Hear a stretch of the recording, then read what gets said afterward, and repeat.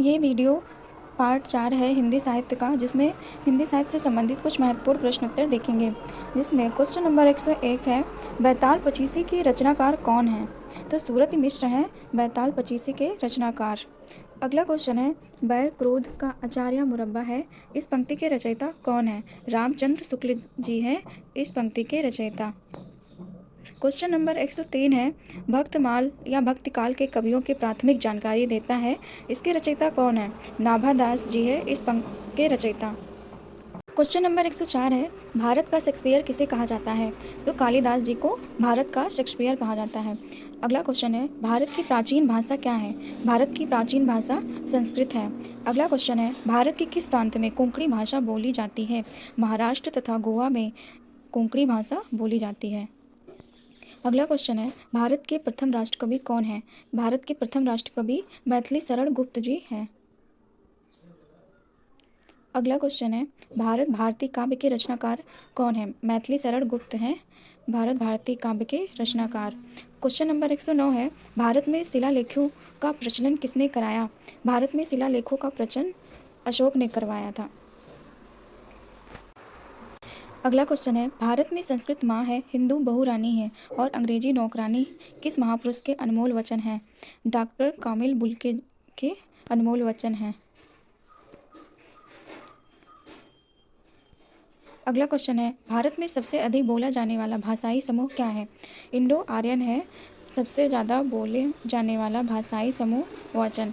Question number 112 है, भारत में सबसे कम बोला जाने वाला भाषाई समूह क्या है?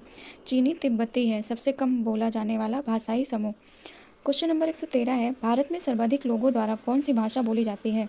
हिंदी देवनागरी लिपि सबसे ज़्यादा बोली जाती है। क्वेश्चन नंबर 114 है, भारतीय इतिहास का कौन सा स्रोत प्राचीन भारत के व्यापारिक मार्गों पर मौन है? मिलिंद पानहु। क्वेश्चन नंबर 115 है, भारतीय भाषाओं को कितने प्रमुख वर्गों में बांटा गया है? भारतीय भाषाओं को 4 प्रमुख वर्गों में बांटा गया है। क्वेश्चन नंबर 116 है, भारतीय भाषाओं में कौन सी भाषा द्रविड़ भाषा की उत्पत्ति नहीं है? तो मराठी भाषा जो है वो द्रविड़ भाषा की उत्पत्ति नहीं है। क्वेश्चन नंबर 117 है, भारतीय संविधान में हिंदी को क्या कहा गया है? तो राजभाषा कहा गया है। क्वेश्चन नंबर 118 है, भारतेंदु हिंदू कृत भारत दुर्दशा किस साहित्य का रूप का हिस्सा है? नाटक साहित्य का हिस्सा है। क्वेश्चन नंबर 119 है, भाषा के संबंध में हिंदी शब्द का प्रयोग सर्वप्रथम किसने किया? अमीर खुसरो ने किया। क्वेश्चन नंबर 120 है, भिक्षुक कविता के रचयिता कौन है? तो निराला जी हैं भिक्षुक कविता के रचयिता। अगला क्वेश्चन है, भीमबेटका किसके लिए प्रसिद्ध था? गुफाओं के शैलचित्र के लिए प्रसिद्ध था। क्वेश्चन नंबर 122 है, भूषण का कौन सा लक्षण ग्रंथ है? शिवराज भूषण लक्षण ग्रंथ है। क्वेश्चन नंबर 123 है, भूषण किस रस के कवि हैं? तो वीर रस के कवि हैं भूषण। क्वेश्चन नंबर 124 है, भूषण की कविता का प्रधान स्वर क्या है? प्रशिस्त परख है। क्वेश्चन नंबर 125 है, मंदिर बनाने की कला का जन्म किस काल में हुआ? गुप्त काल में मंदिर बनाने की कला का जन्म हुआ। क्वेश्चन नंबर 126 है, मजदूरी और प्रेम निबंध के रचनाकार कौन है? सरदार पूर्ण सिंह जी हैं। अगला क्वेश्चन है, मध्य प्रदेश के किस जिले को देश का प्रथम हिंदी साक्षर जिला घोषित किया गया? नरसिंहपुर को घोषित किया गया। क्वेश्चन नंबर 128 है, मनुष्य के आचरण के प्रवर्तक भाव या मनोविकार ही होते हैं, बुद्धि नहीं। यह कथन किसका है? रामचंद्र शुक्ल जी का है। अगला क्वेश्चन है, मनुष्यता का विपरीतार्थक क्या है? बर्बरता। क्वेश्चन नंबर 130 है, मनुष्यत्व की सामान्य भावना को आगे करके निम्न श्रेणी की जनता में आत्मगौरव का भाव जगाने वाले सर्वश्रेष्ठ कवि कौन थे? कबीर थे। क्वेश्चन नंबर 131 है, मसी कागद छुयो नहीं कलम गही नहीं हाथ, इस पंक्ति के रचयिता कौन है? कबीर दास जी हैं इस पंक्ति के रचयिता। क्वेश्चन नंबर 132 है, महादेवी वर्मा को किस रचना के लिए ज्ञानपीठ पुरस्कार मिला? यामा के लिए महादेवी वर्मा जी को ज्ञानपीठ पुरस्कार मिला। क्वेश्चन नंबर 133 है, मुझे तोड़ लेना वनमाली उस पथ में देना तुम फेंक, मातृभूमि पर शीश चढ़ाने जिस पथ जावे वीर अनेक, इस पंक्ति के रचयिता कौन है? माखनलाल चतुर्वेदी जी हैं। क्वेश्चन नंबर 134 है, मेगस्थनीज ने अपनी पुस्तक इंडिका में किसके शासनकाल का वर्णन किया है?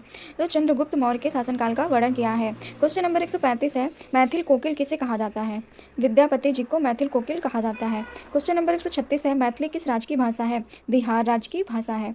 क्वेश्चन नंबर 137 है, मैला आंचल उपन्यास की लेखक कौन है? फणीश्वर रेणु है मैला आंचल उपन्यास के लेखक।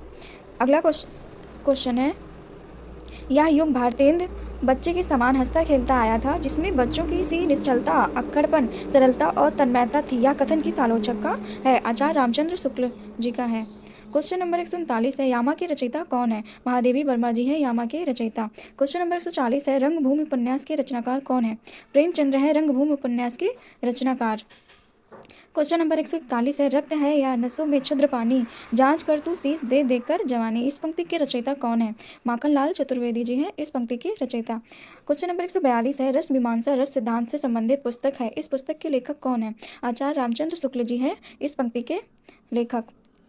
अगला क्वेश्चन है, रसिक प्रिया के रचयिता कौन है? केशव दास जी हैं रसिक प्रिया के रचयिता। क्वेश्चन नंबर 144 है, राग दरबारी उपन्यास के रचयिता कौन है? श्री लाल शुक्ल हैं राग दरबारी उपन्यास के रचयिता।